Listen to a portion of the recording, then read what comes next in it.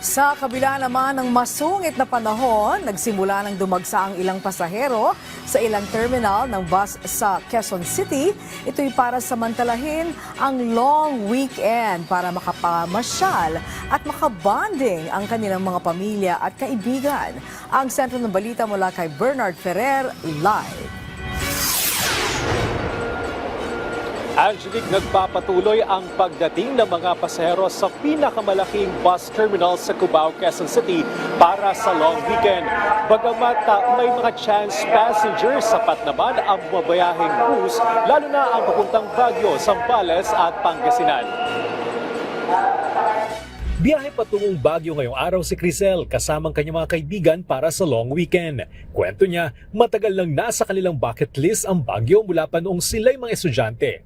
Kaya naman na magkatrabaho na sila, pinag-ipunan talaga nila ang pagbisita sa summer capital ng bansa. First time namin na mag-travel, mag-friends. So we've been planning for how many years since high school. So ngayon lang din natuloy yung mga drawing na lakad. Bukod sa malamig na klima, inaabangan din nila ang night market at iba pang kilalang tourist spots. Isa ang Baguio sa mga top destination tuwing bakasyon. Sa pinakamalaking bus terminal sa Cubao, naglaan sila ng dedicated bus para sa mga chance passenger o walk-in na pasahero. Dagsari ng mga biyahero patungong Olongapo, Zambales at Pangasinan.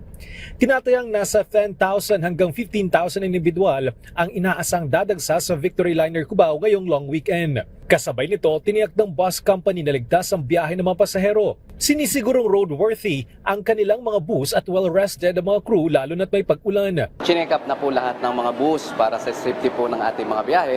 Nakaredy na rin po ating mga bus crew at mayroon po silang sapat na pahinga. Regular ding nagsasagawa ng inspeksyon ng Land Transportation Office o LTO at random drug testing sa mga bus crew upang matiyak ang kaligtasan ng lahat. Samantala, tuloy-tuloy din ang pagdating ng mga pasero sa isa pang bus terminal sa Cubao na may biyahe patungong Virac, Naga, Bulan, Tabaco at Gubat sa Bicol Region.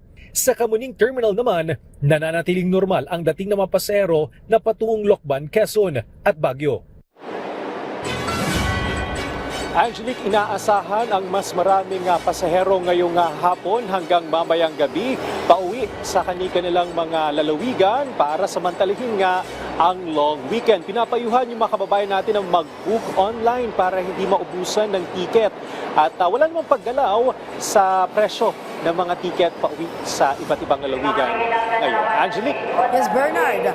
Meron bang paggalaw pagdating naman sa mga schedule dahil may mga lugar na masungit ang panahon, ano? Lalong-lalo na yung sa bandang Aurora. Wala bang mga delay sa schedule ng mga pag-alis ng bus?